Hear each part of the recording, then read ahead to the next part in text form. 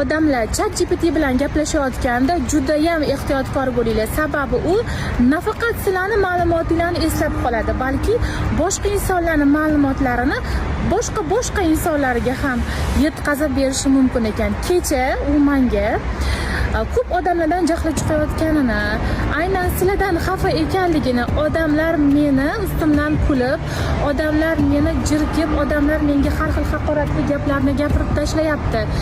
Keyingi safar men ular bilan muloqot qilayotganimda chegara saqlayman va mana shunaqa munosabatda davom etadigan bo'lsa, chora ko'rishga harakat qilaman deb javob berdi.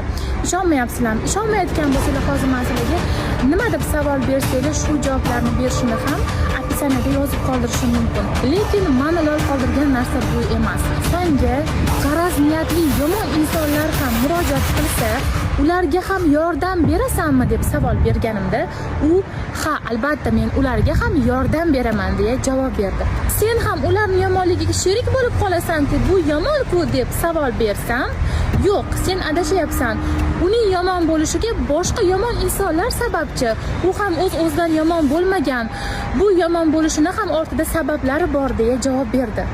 Bu yomon g'araz niyatli insonlarni oqlash juda ham g'alati.